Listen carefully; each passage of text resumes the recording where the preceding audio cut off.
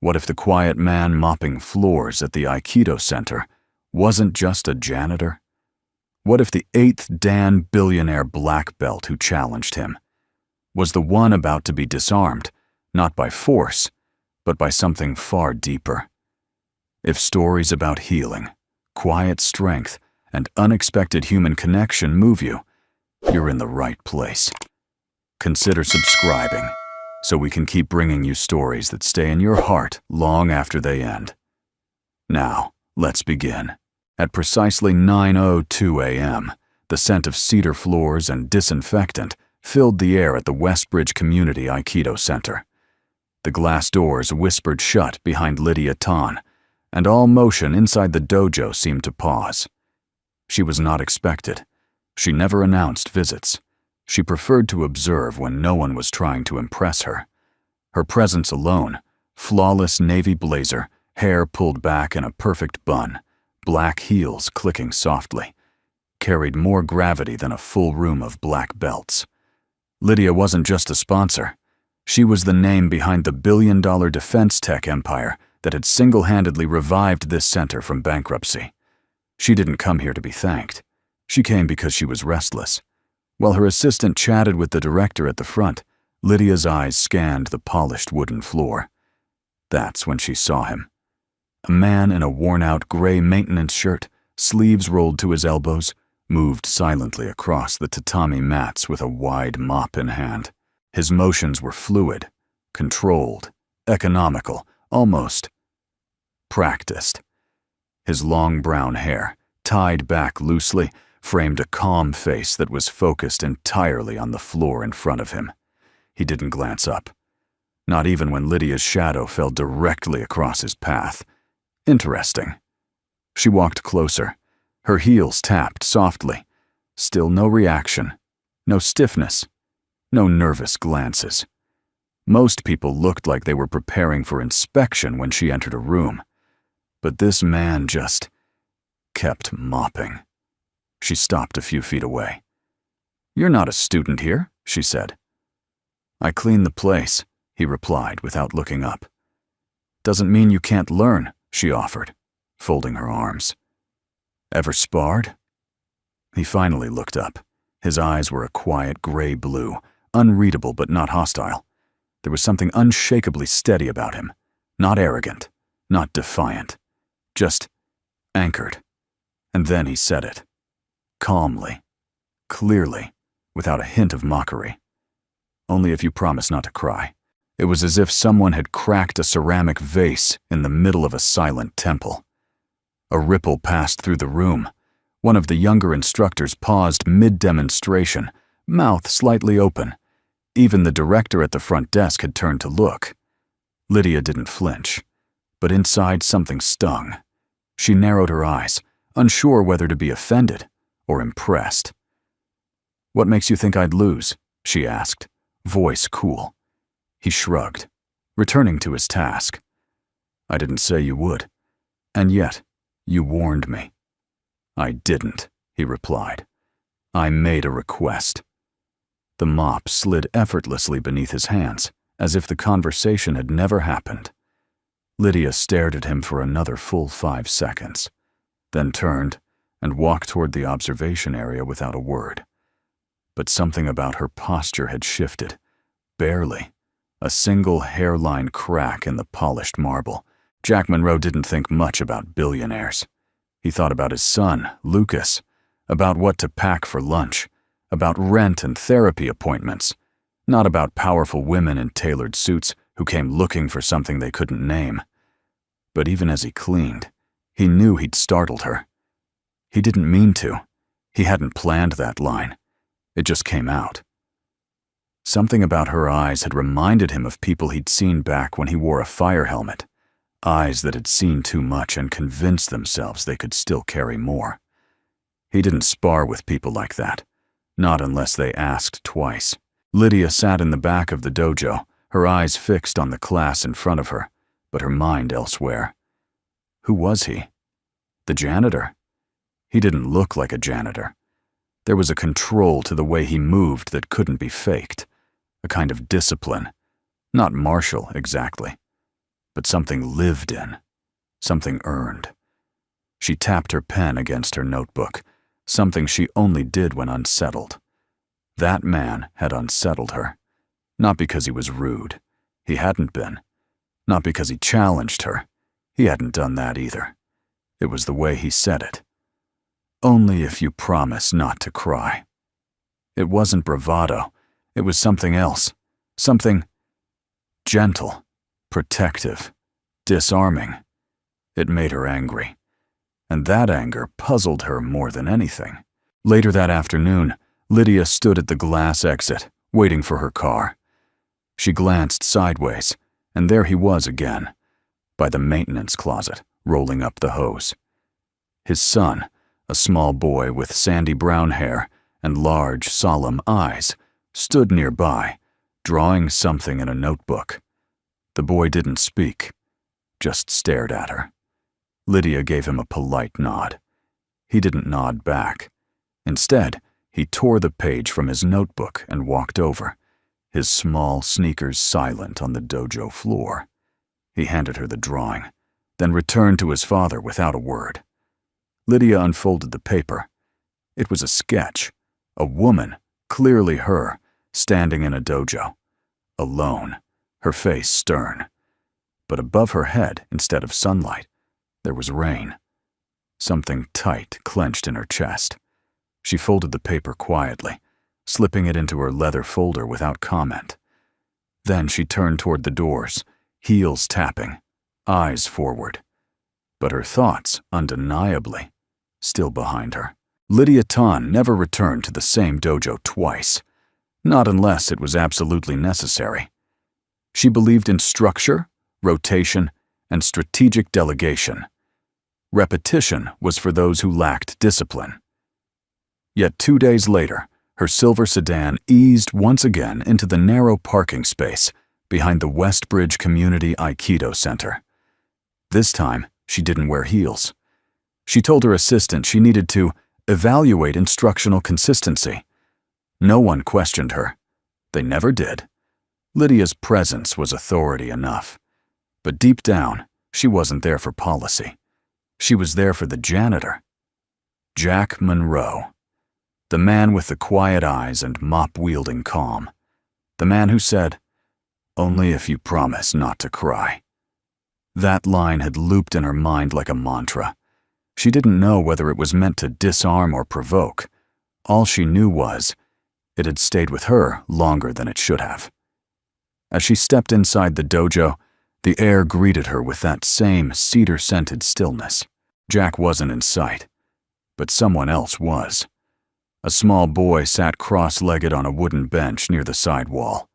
He looked about 7. His sandy brown hair fell just past his ears, and his shoes had tiny scuff marks along the toes. In his lap sat a sketch pad. His hand moved steadily, pencil gliding without pause. Lydia would have walked past him entirely, if not for the moment his eyes lifted. He didn't smile. He didn't blink. He just looked. Not like a child stargazing at someone important. No awe, no fear, just presence, deep and unfiltered. Lydia slowed, unsure why. "You must be Jack's son," she said. No answer. "Lucas, right?" Still nothing. But his pencil never stopped. Feeling unexpectedly awkward, she gave a polite nod and walked on. From behind, she could feel the boy's eyes linger long after she turned the corner. The class was mid-session. Young adults, some teens, and 1 or 2 seniors, all dressed in white GIs, moved in rhythm under the guidance of Sensei Nolan, a stocky man in his 60s, with soft eyes and strong hands. Lydia took her usual place in the rear of the room, but her focus wasn't on the techniques. She was scanning the hall for Jack. He appeared 20 minutes later, pushing a bucket with 2 folded mats resting across his shoulder. He moved like he belonged to the walls, not part of the noise, just part of the necessary silence. When Lydia caught his eye, he nodded once, respectfully. No smile, no smugness, just acknowledgement. She held his gaze for a second longer than she meant to, but he was already looking away. At lunch, she lingered longer than usual, pretended to check flooring near the training ring, pointed out a few scuffs to the director. Nothing urgent. Her eyes found Jack again as he sat on the floor near the supply closet, adjusting a ventilation panel. Lucas sat beside him, still drawing. They didn't talk much. Jack occasionally glanced at his son's page, then went back to his work. It was peaceful and oddly unfamiliar. Lydia had spent her life in boardrooms filled with voices trying to be louder than the last. This quiet between father and son. It wasn't silence. It was something better. She stood there longer than she should have, then finally turned to leave. That's when Lucas stood up. He walked toward her without a word, his sketch pad clutched in both hands. Lydia braced for something, though she didn't know what. Lucas stopped 2 feet from her and held the page forward. She hesitated, then took it. The drawing was crude, as expected from a child. But it had weight. A woman stood in the center of the page, her posture strong, but slumped. She wore a GI, martial arts attire. Around her, thick gray lines suggested falling rain. One hand was over her chest, as if holding something in. The other hung limp at her side. Her face was expressionless, but somehow broken. No words on the page, just the image. Lucas said nothing. And before Lydia could find a response, he turned around and returned to Jack's side. She looked up to find Jack watching. He didn't ask what Lucas had shown her. He didn't have to. Lydia folded the drawing carefully and slipped it into her coat pocket, then left. This time, she didn't walk quite as straight. That evening, back in her penthouse overlooking the bay, Lydia poured herself a glass of mineral water and stood by the floor-to-ceiling window. The city lights below shimmered like stars fallen to earth. Her phone buzzed with calendar alerts, investor meetings, design deadlines, an award ceremony she was expected to attend. She ignored it all. Instead, she took out the drawing.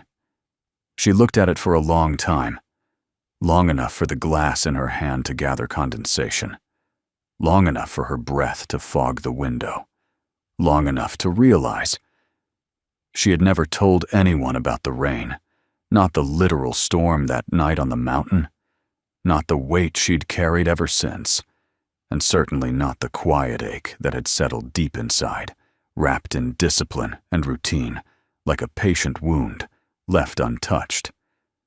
But somehow, a 7-year-old had drawn it. Not the storm she endured, but the one she never allowed to pass. Lydia Tan sat at the head of the conference table, her hands resting on a sleek folio of quarterly projections. Around her, voices buzzed. Terms like vertical integration, international rollout, and projected risk floated above polished mahogany. She heard none of it. Across the glossy table, one of her VPs was asking about a restructuring plan. Lydia blinked. "Sorry, can you repeat that?" An awkward pause followed. She never asked for anything to be repeated. Ever. The VP cleared his throat. "I was saying the projected merger timeline has been pushed up. They're requesting sign-off by Friday." Lydia nodded slowly, forcing her mind to re-engage.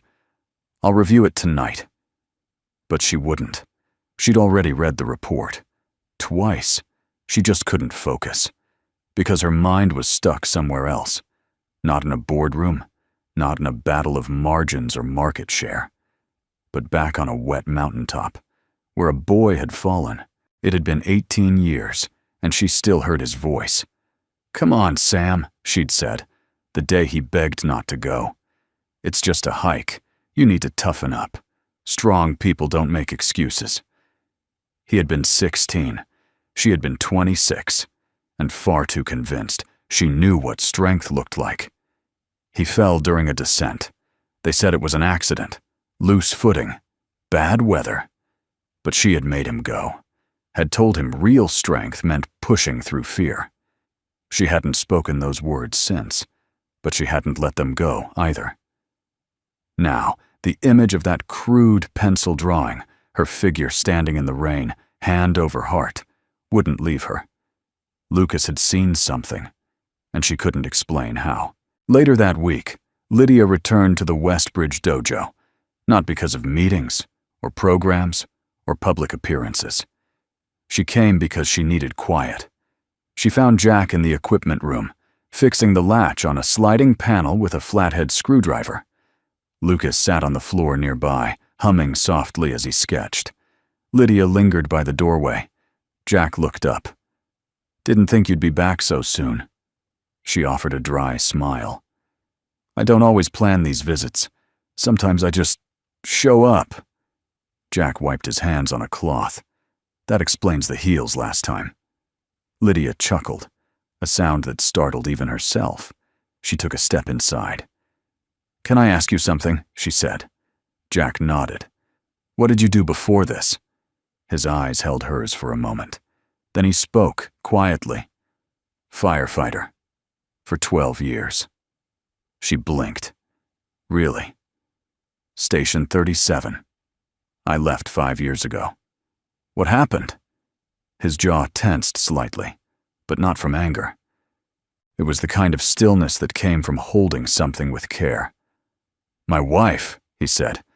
"Apartment fire. Structural collapse." Lydia didn't speak. He continued, voice even. "I was first on scene. Couldn't get to her in time." Something inside her paused. "I'm sorry," she said, and meant it. Jack nodded, accepting the words without needing to thank her for them. For a moment, the silence between them felt less like emptiness and more like understanding. Then Jack added, "After that, I couldn't walk into another burning building. But I still needed to show up for someone. So I found floors to clean, lights to fix, and a boy who still needed breakfast every morning." He looked over at Lucas, who was now curled up on the mat, still sketching. Lydia asked, "Do you ever miss it? The adrenaline, the purpose?" Jack thought for a moment. "Sometimes," he said. "But you don't need fire to feel alive. Sometimes it's enough just to stand still and not fall apart." Lydia looked at him, the words sinking deeper than she wanted to admit. "Not everyone needs to learn martial arts to be strong," Jack added. "Some people just need to stand steady in their sadness." That night, back at the dojo's main office, Lydia found a new drawing on her desk. No note, no signature, just a folded sheet resting beside the attendance clipboard. She opened it. It was a simple image, like before. But this time, there were 3 figures: a woman, a man, and a boy, all standing side by side on the tatami mat. The woman in the middle, clearly Lydia, stood tall, expression unreadable. The boy held her hand. The man stood beside them. But one thing stood out. Only 2 shadows stretched across the floor, Jack's and Lucas's. Lydia's figure had none. No reflection, no echo. Just presence without substance. She stared at the drawing for a long time, long enough to feel the quiet weight of it settle in her chest. That weekend, she canceled a speaking engagement. She didn't explain why. But when her assistant asked if everything was all right, Lydia simply replied, "Just taking a step back." She placed the newest drawing in her notebook, beside the one from the week before. And for the first time in years, she didn't fill the rest of the page with notes, plans, or next steps. She let it stay blank. And somehow, that felt like progress. The dojo gleamed under the glow of mid-morning light. Rows of students stood ready, focused, their white jizz crisp and belts neatly tied. Lydia Tan stood at the front, posture erect, arms crossed loosely. Her presence radiated quiet authority. Today was a rare occasion. She was instructing, not observing, not inspecting, teaching. And they were listening. Every word, every gesture.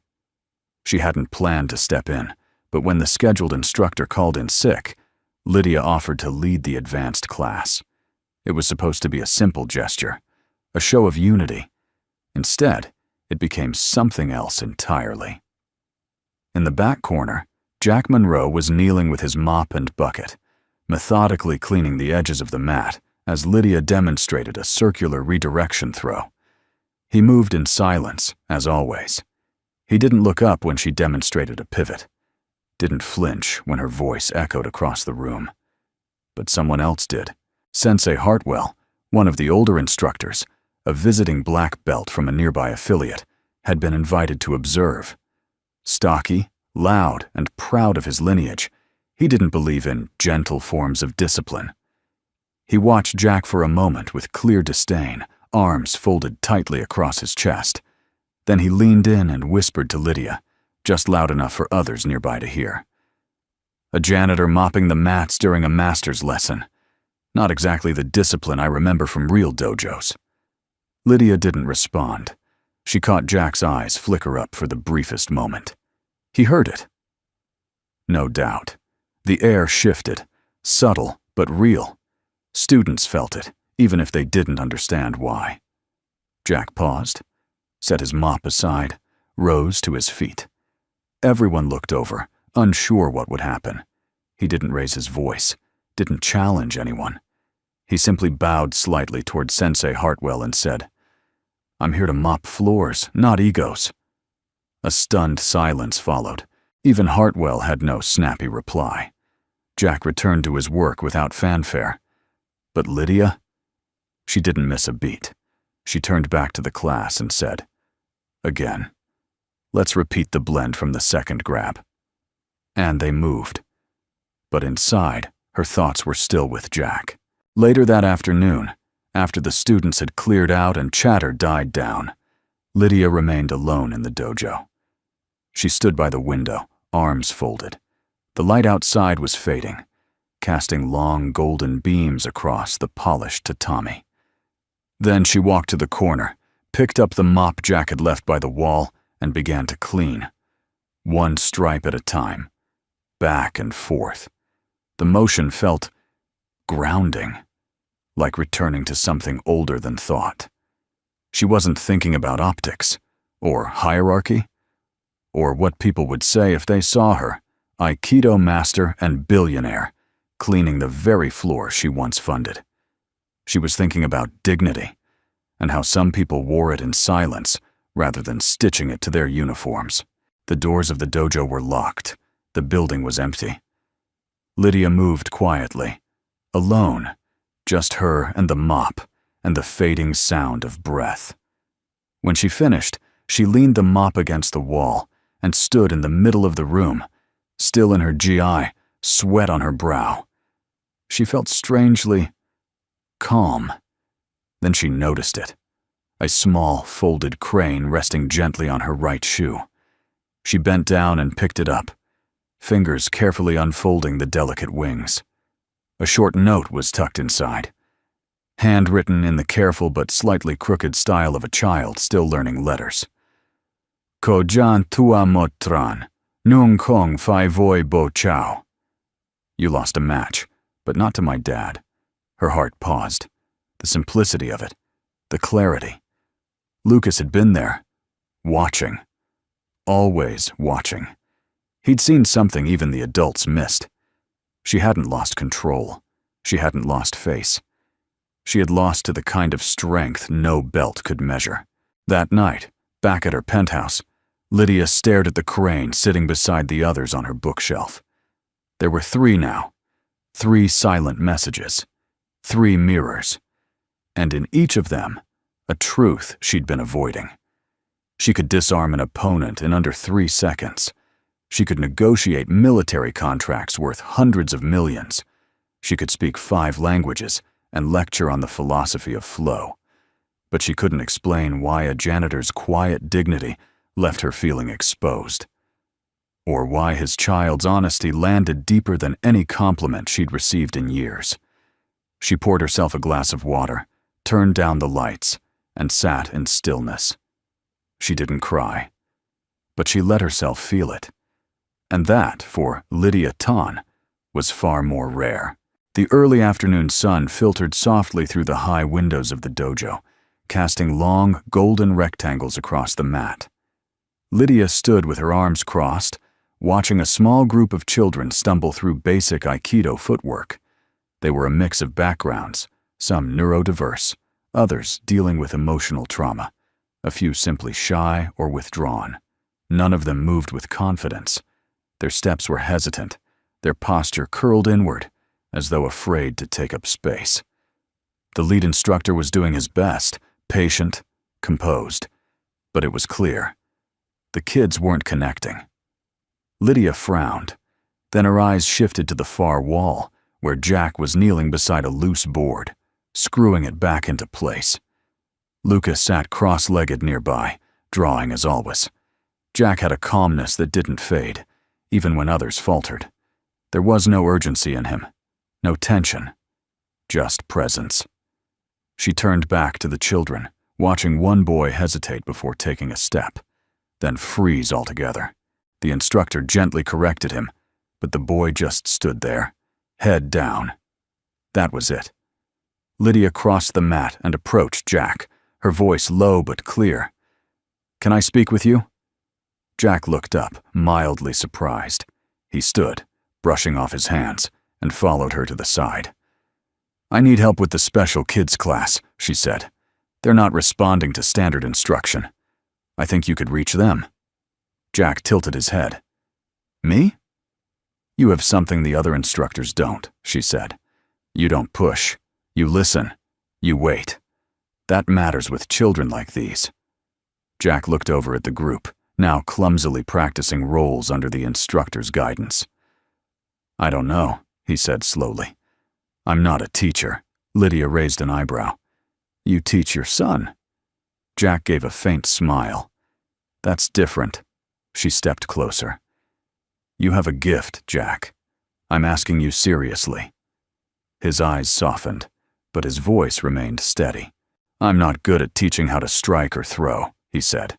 "I just know how to get up when the world falls apart." The words hit her harder than she expected. Lydia took a breath. "And maybe that's exactly what they need." Jack shook his head gently. "I fix things, Lydia. Floors, doors, sinks. I'm not qualified to teach in a place like this." His tone wasn't defensive. It wasn't dismissive. It was simply final. But Lydia felt it like rejection. Her shoulders tensed. Her voice lost some of its polish.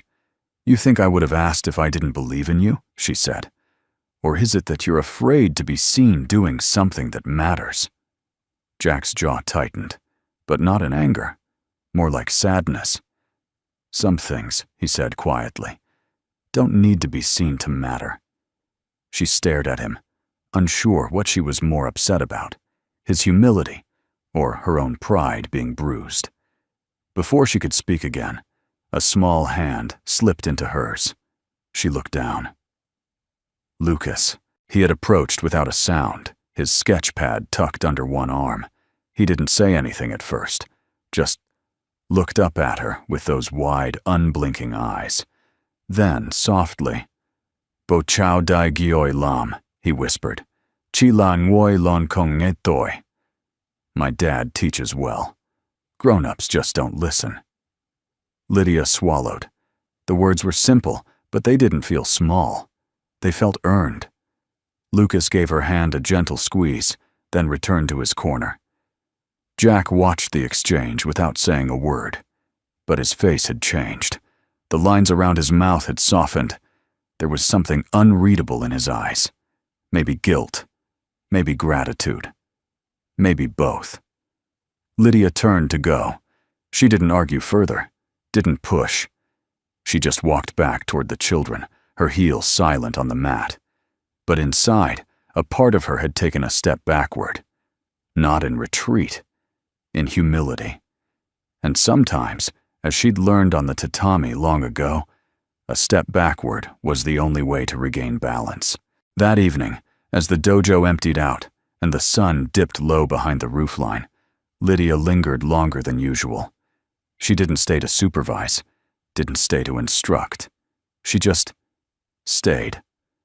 watching the place slowly return to silence. Jack passed by, rolling his mop bucket toward the closet. They didn't speak. But just before he disappeared into the hallway, he paused and said without turning, "I'll think about it." Then he was gone.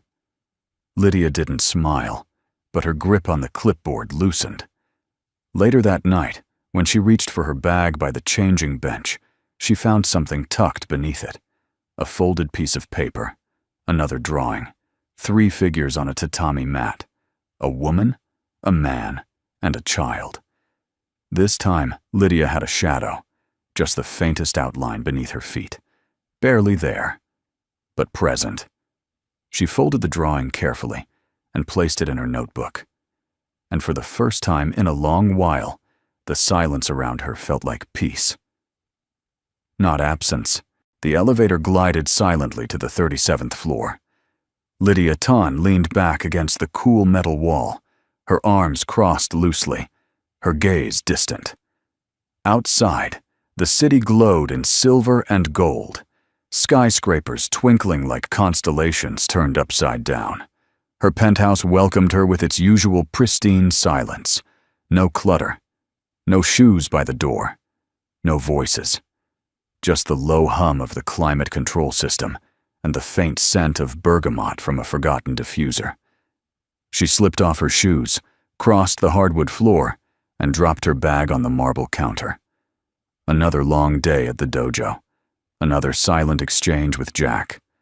Another quiet glance from Lucas that felt like it knew more than it should.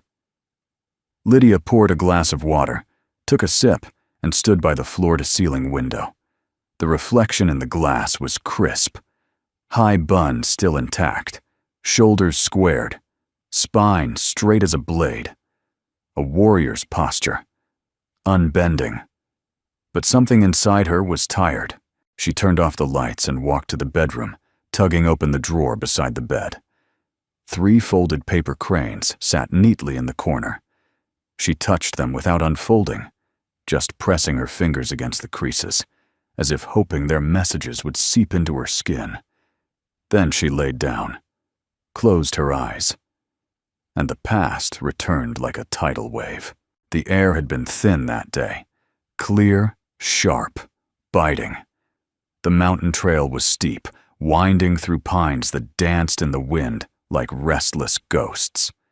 Lydia was 26. Her younger brother Samuel was 16.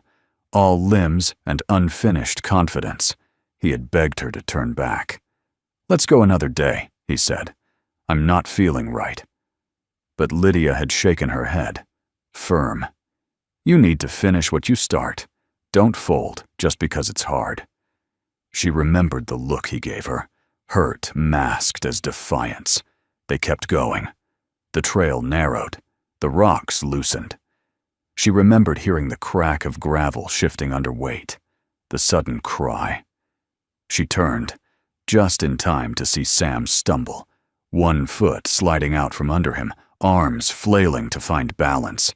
He didn't fall immediately, but she did hear what he shouted before he went over the edge.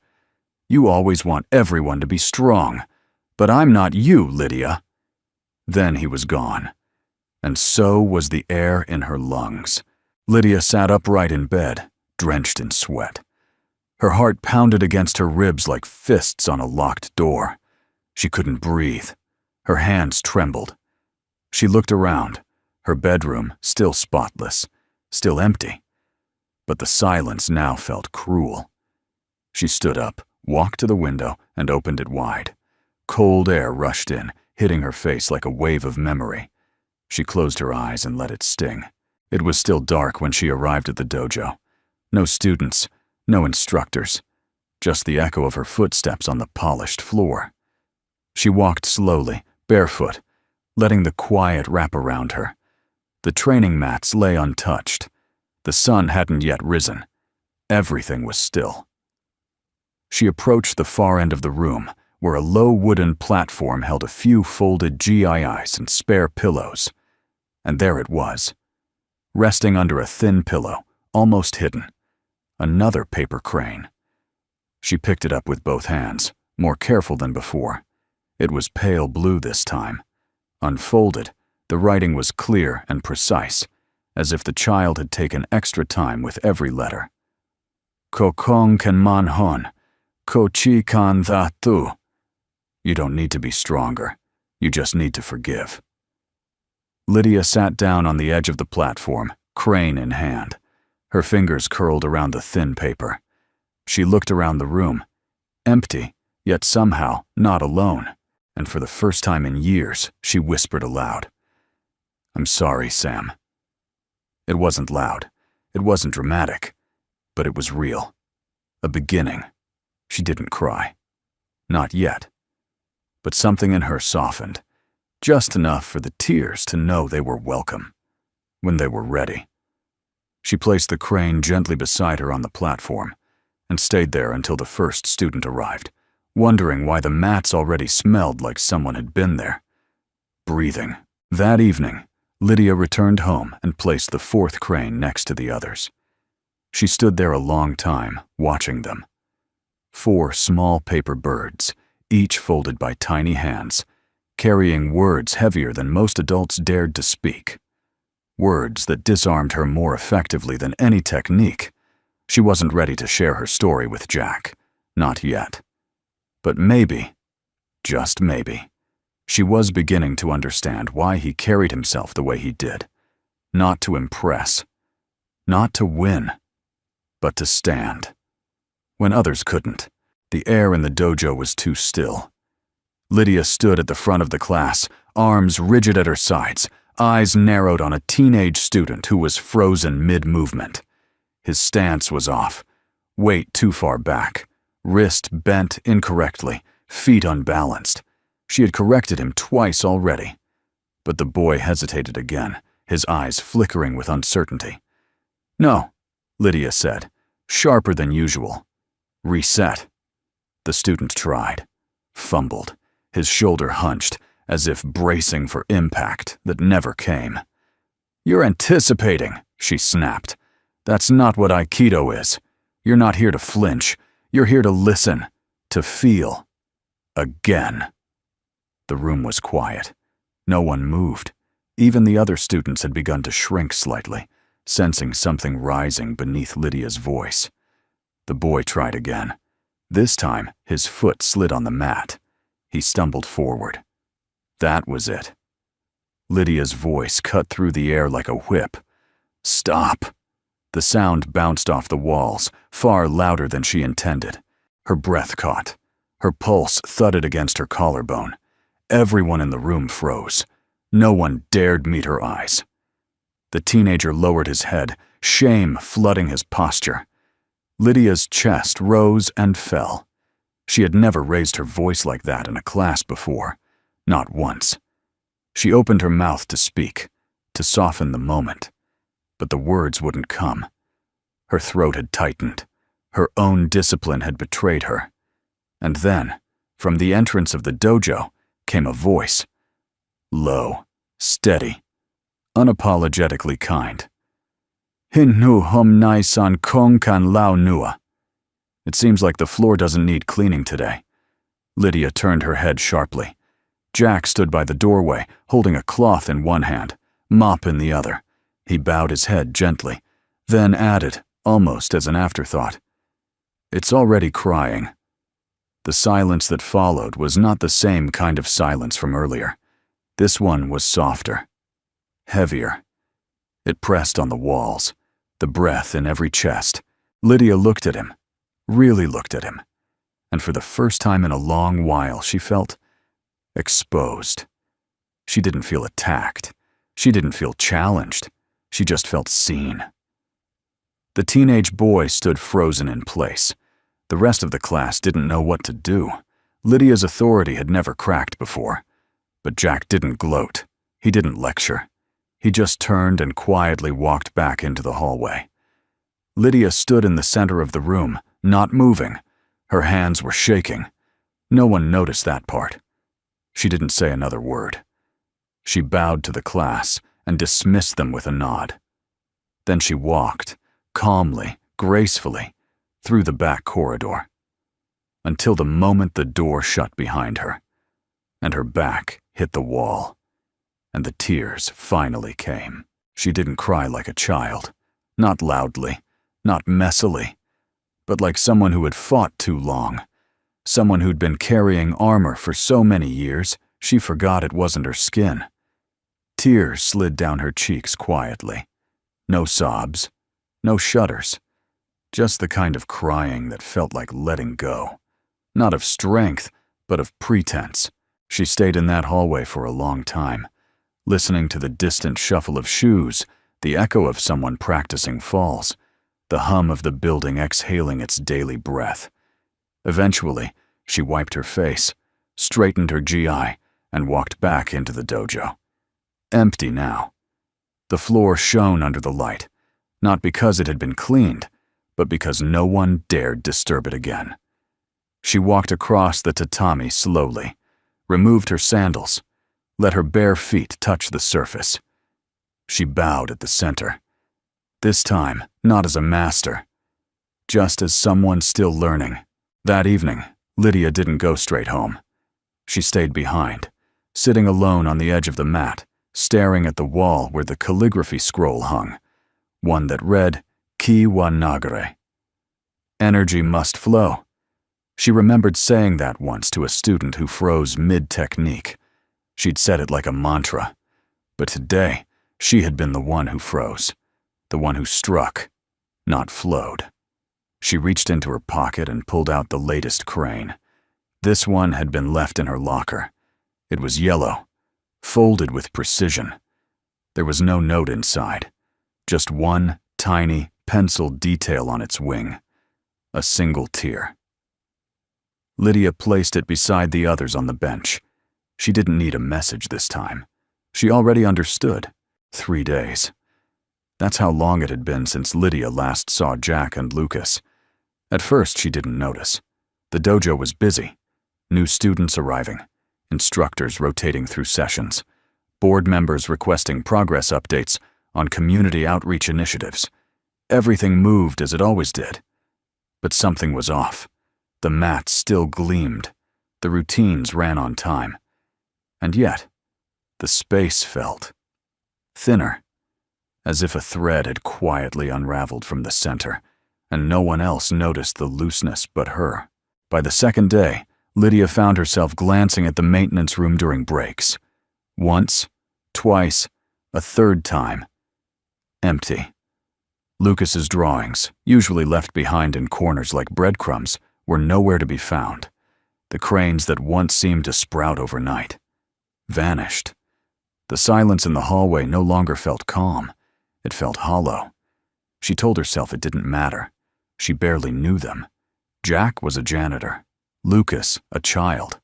Their absence was inconsequential. But she hated how quiet the absence felt. And she hated even more how much she noticed it. On the third morning, Lydia arrived early. She didn't plan to.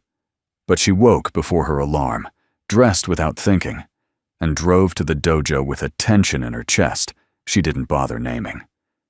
She entered the main room to the usual sound of distant training sandals and light footsteps. But this time, there was something waiting for her. On the bench near the entrance sat a single sheet of white paper, folded in half, propped gently against her water bottle. No crane this time, just a flat piece of paper. She unfolded it slowly. The drawing was done in soft pencil strokes, more careful than the earlier ones. Deliberate. 3 figures stood on a familiar tatami floor. Lydia recognized herself immediately, not just from the signature bun and posture, but from something else. The weight in her stance, the way she stood not above or apart, but between. To her left stood Jack, hands at his sides, expression calm. To her right stood a young boy. Not Lucas. Another child, older, wearing a jijai, barefoot and focused, his face blurred with light shading but full of presence. A student, one of her students, and scrawled above the figures in Lucas's handwriting, Ko Kong Kan Thang, Chi Kan Kei Lai. You don't have to win. Just come back. Lydia's throat tightened. She folded the paper once, carefully, and slipped it into her inner jacket pocket like something sacred. Then she turned and walked out. She hadn't visited anyone's home in years, not unannounced, and certainly not outside business. But 15 minutes later, she was standing outside a modest brownstone tucked into a quiet neighborhood, with tall trees and peeling paint on the fences. Jack's truck was parked in the driveway. She knocked once. Jack opened the door, surprised but not startled. He didn't say anything, just waited. Lucas stood behind him, half hidden, clutching a juice box. Lydia reached into her bag, pulled out a single sheet of paper, and placed it in Jack's hands. He opened it. It was a completed application form, already signed. Request to assist in special training sessions, community children's program. Under desired role, she had simply written, assistant instructor, volunteer. Jack looked up at her. Lydia didn't smile with her mouth, not yet. But something in her face softened, cheeks relaxing, eyes warm for the first time in years. And then, slowly, she smiled. Genuine. Small. Undeniable. Jack folded the paper gently. You sure? He asked. She nodded. I don't need to lead. I just want to stand where it matters. From behind him, Lucas stepped forward. He handed Lydia a folded piece of yellow paper. Not a crane, just a folded square. When she opened it, inside was a message written in big block letters. This is the part where you bow. Lydia laughed. Really laughed. It was awkward, sudden, like a sound she hadn't used in years. But it was hers. She bowed, playfully, imperfectly, and Lucas beamed. Jack stepped aside, holding the door open. I think, he said, we can make room. Lydia walked through the doorway without another word. And for the first time in longer than she could remember, she didn't feel like she had to prove anything to enter a room. That evening, they stood on the tatami mats, 3 figures, 2 adults, and 1 child, preparing the space for the next day's children's class. No formal introductions, no declarations, just quiet preparation. At one point, Lydia knelt down beside Lucas while he organized small practice pads. She asked softly, "Who was the boy in the drawing?" Lucas didn't look up, just said, "Someone waiting for you to come back." Lydia didn't ask anything more. Some techniques she was learning didn't need to be explained. They only needed to be felt. No belts, no titles, no applause. That was the agreement. When Lydia stepped back onto the mat, it wasn't as Sensei Tan, the 8th Dan black belt, the head of the board, the cold, immovable force of discipline and control. It was simply Lydia. She wore a plain white jai, no insignia, no rank, and for the first time in her adult life, she wasn't teaching. She was learning. Jack stood at the center of the dojo, waiting. He didn't bow first. He waited for her to choose the pace. She did. Slowly. Lydia's first weeks back on the mat felt like learning how to breathe underwater. Every instinct told her to control, to instruct, to correct. But Jack said little. Instead, he showed her how to listen, how to feel the subtle shifts in posture before a move even began, how to notice a student's hesitation in the shoulders, not the hands, how to respond not to the technique, but to the emotion behind it. One day, Jack said while gently redirecting her attempt at a wrist lock, "Aikido isn't about where the body is, it's about where the fear is." Lydia blinked and nodded. Lucas began staying longer after classes. He didn't speak much still, but he smiled more. He laughed when Lydia clumsily slipped during an evasive roll and landed flat on her back. She pretended to be annoyed, but her grin gave her away. One afternoon, Lucas placed a paper cup on Lydia's head when she was meditating. When she opened her eyes, he whispered, "If you move too fast, it spills." Lydia had no idea where the boy learned these things, but something about his gentle mischief, his quiet confidence, it grounded her, reminded her that strength wasn't always silent. Sometimes it giggled. As days passed, Lydia's pace changed. Her mornings weren't stacked with back-to-back conference calls. Her phone stayed in her locker. Her calendar cleared itself. She started noticing little things. The way the evening light stretched across the tatami like gold threads. The faint scent of tea brewing in the back room. The warmth of a shared laugh. The relief of not being looked at like a symbol, but simply like a person. And perhaps most surprising of all, she started wanting to cook. Not to impress. Not for show. Just because she wanted to learn something with no expectations attached. Jack didn't laugh when she burned the rice. He simply handed her a different pot and said, "Try again." And she did. It was on a Thursday afternoon, when most of the kids had gone home and the sun lingered like a lazy cat in the windows, that Jack turned to Lydia and said, "Spar." She paused, caught off guard. They hadn't sparred since the first day, since the moment that started this entire unraveling and reweaving of her world. She looked at him. "Seriously?" Jack tilted his head. "Not for rank, not for pride. Just for fun." She smirked. "You're sure? I'll go easy." "That's a mistake," she teased, tying her belt. They bowed. The silence in the room was soft. No spectators, no judges, only the breath between them and the echoes of the past fading into the distance. Their movements were slow at first, testing, measuring. Lydia's technique was razor-sharp, honed by decades.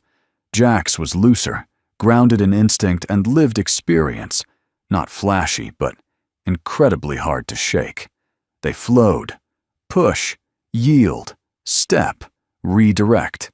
Their feet barely whispered on the mat, but their energy told a full conversation. Jack smiled once when she tried a feint that failed. Lydia laughed when he tried a throw and ended up off balance. It wasn't about who was better. It was about who was present.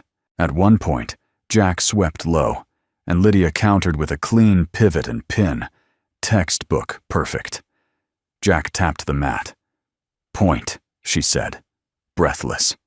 He nodded, sitting up. They sat side by side on the edge of the mat, legs stretched out in front of them. "You still move like a hurricane," he said, wiping sweat from his brow. "And you still talk like a fortune cookie," she replied. He chuckled. Then, quieter, he asked, "Do you ever wish you could win? Just once? Against me?" Lydia turned to him, her eyes, no longer armored with ice, softened. "No," she said. "I just want to stop losing to myself." For a moment, neither said anything. Outside, the leaves rustled against the window panes. A breeze slipped through the open doors. The dojo smelled faintly of tatami and chamomile tea. Lucas walked in just then, holding 3 paper fans, one for each of them. Each had a drawing. Lydia's fan had a tiny, scribbled mountain with a small figure climbing up. Jack's had a spiral, perhaps a storm, or maybe a heart. Lucas's had the 3 of them drawn as stick figures, all holding hands. He placed the fans in their hands and sat between them. No words were needed. In that silence, Lydia realized something powerful. For the first time in her life, she wasn't fighting. She was being. And that, perhaps, was the quietest and strongest technique of all. The banner stretched across the front of the community center read, in bold calligraphy, "Statewide Aikido Demonstration, hosted by Valencia Community Dojo." Inside, the space had transformed into something almost sacred. Rows of neatly arranged tatami mats, polished windows reflecting crisp sunlight, and folding chairs set up for a full house. Dozens of young students, instructors, parents, and guests moved in coordinated chaos, prepping uniforms, adjusting sashes, double-checking sound systems. At the center of it all, Lydia wasn't. She wasn't adjusting microphones or giving orders. She wasn't at the podium or warming up in the main ring. She was in the back hallway with a mop in her hand, sleeves rolled up, slowly and methodically wiping the edges of the hallway where muddy footprints lingered. Jack worked quietly beside her, his motions practiced and calm. They hadn't spoken much that morning. But there was no need. There was something deeply reverent about what they were doing. Not just cleaning a hallway, but preparing a space for others to shine. From time to time, someone would walk by and freeze for a beat, startled to see her, the Lydia Ton, wiping down corners like a janitor. But she never flinched, never explained, only smiled and kept working. The students were lining up now, instructors calling names, chatter, laughter, light nerves in the air. The media was here too, local press, bloggers, a few martial arts publications. Lydia was supposed to open the event, speak as the host, and then do a short kata demonstration. It had been on the schedule for weeks, but this morning she asked for her name to be removed. "Are you sure?" the event coordinator had whispered, stunned. Lydia had nodded, tying her hair back. "Let the students take the stage. I'd rather be of use where no one's looking."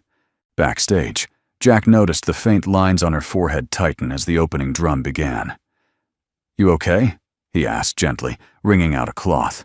She nodded. "Yeah, just feels strange." "Strange not to be in control?" he teased lightly. She smirked. Strange to finally not need to be. They paused, listening to the rising cheers from the main room. Then Jack said, "You ever think maybe the most powerful move in Aikido isn't a throw?"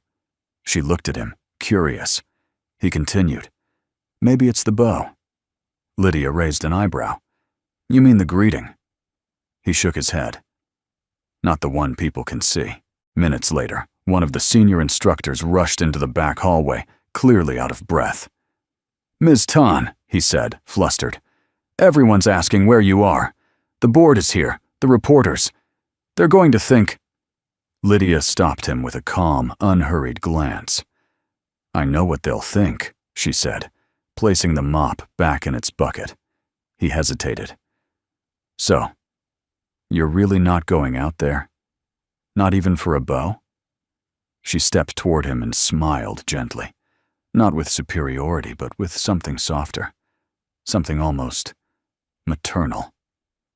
"I will bow," she said. "Just not where the cameras can see it." Later that afternoon, when the last round of applause echoed through the rafters and the crowd spilled out into the late autumn sun, a woman from the press cornered her near the storage room. "Ms. Tan," she asked, recorder already on. "Some say your absence on stage means you're stepping back. Others wonder if it's because of the rumors you've softened." Lydia tilted her head. "Softened?" The woman chuckled awkwardly. "Well, you've always been this fierce symbol of excellence, of strength. Some are saying you've lost your edge." Lydia looked past her for a moment, toward the mat where 2 7-year-olds were practicing break falls, toward the wall where Lucas had hung his latest crayon poster. Aikido is when your heart listens before your hands move. Then she turned back to the reporter and answered quietly, "This is the first time in my life I've bowed, and not felt ashamed." The reporter blinked, confused. "Ashamed?" Lydia didn't clarify. She didn't need to. That evening, when the last chair was folded, the last trophy handed out, and the center emptied to only a few staff cleaning up, Lydia found herself again with a mop. Jack was drying mats, whistling softly under his breath. Lucas was drawing in the corner, humming. Lydia paused her work and asked, "Did you ever imagine your son would be the one who sees through everything?" Jack looked over at Lucas and smiled. "He's got eyes that don't just look, they understand." Lydia nodded slowly. "I used to think I was the strong one in my family," she said. But the truth is, I spent most of my life afraid of what would happen if I ever stopped winning. Jack leaned on the mop handle beside her. And now? She looked up at the banner still hanging from the ceiling, wrinkled, slightly crooked, but proud. Now I want to teach others how to stop fearing that too. As they prepared to leave for the night, Lydia turned to Jack one last time and said, "You know, I think you were right." He raised an eyebrow. "About what?" She smiled.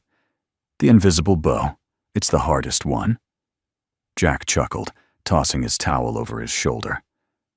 "But also the most honest." They turned out the lights together, and for the first time, Lydia walked away from the mat, not as someone who had stepped down, but as someone who had finally stepped in. The dojo was quiet that morning. No students yet. No clashing feet on tatami. No sounds of practice swords slicing the air. Just sunlight, spilling like liquid gold across the mat, and the faint creak of the door opening. Lydia stepped in. She wore a plain white jai. No belt. No insignia. No titles. Just fabric and breath and the sound of her own footsteps. Her hair was tied simply. Her face calm. Not the face of the undefeated fighter, or the CEO who silenced boardrooms with a stare, but the woman beneath it all, one who had finally stopped running from herself. At the far end of the mat stood Jack. Beside him, Lucas held something in his small hands, clutching it as if it were made of glass. They both turned as Lydia approached. She stopped just before them. And then, she bowed. Low, deep, unhurried.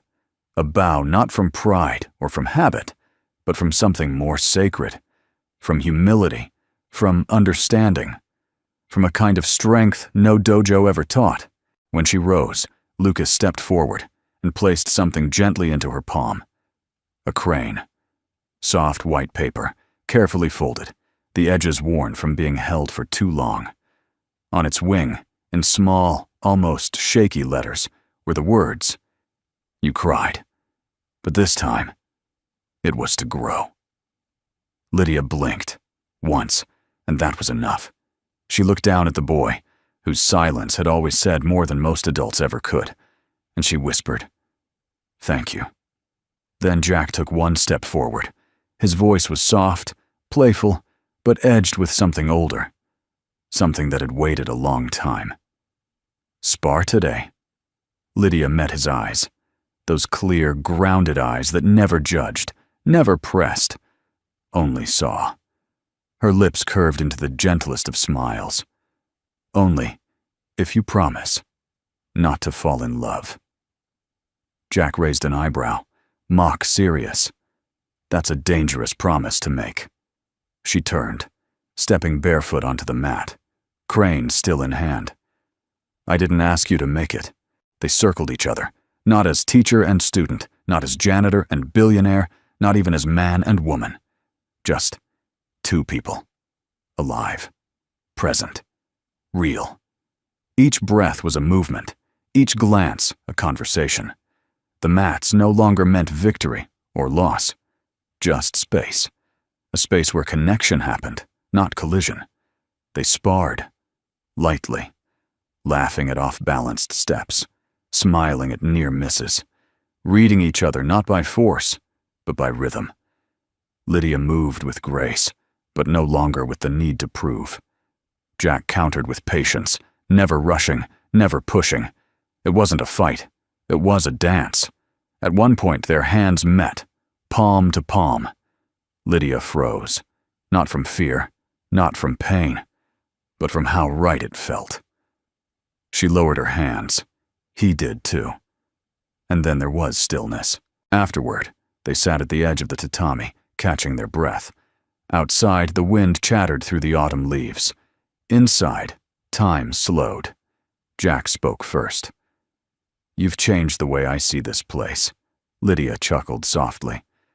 "You're the one who made me see it at all." Lucas, sitting quietly nearby, began folding another piece of paper. Small hands, careful, precise. Jack added, "You know, I was never afraid of you." "Not really." She tilted her head. "Why not?" "Because the first time I looked in your eyes, I didn't see power. I saw someone trying not to drown in it." Lydia nodded slowly, her voice low. "And the first time I saw you, I thought, what's a man like that doing holding a mop?" "And now?" he asked. She smiled. "Now, I wonder why I ever thought the mop wasn't a weapon." They laughed, both of them, for real this time. No walls, no masks, just breath and healing. As the sun began to shift, painting long golden shadows across the floor, Lydia stood. "I don't know what comes next," she admitted. Jack rose beside her. "Me neither." Lucas came over, holding up the freshly folded crane. He didn't say anything. He didn't need to, because they both understood now. Healing isn't loud. It doesn't come with applause. It comes with quiet steps, on quiet days, in places where silence is finally safe. Lydia took the crane and looked down at Lucas. "Do you think I'll ever be strong enough?" Lucas shrugged, grinning. "I think you already are." They walked out of the dojo together, not holding hands, not saying much, but side by side, step for step. And for the first time in her life, Lydia didn't feel like she was falling behind. She felt found. If this story touched your heart, we'd love to know where you're watching from. Take a moment and share your city, or even just a hello, in the comments below. You never know. Your words might make someone's day. And if you'd like more stories that remind us of the quiet strength in everyday people, feel free to subscribe. No pressure, just a warm invitation. Thank you, truly, for spending your time with us today. We're grateful to be part of your day. Until next time, take care of yourself and those you love.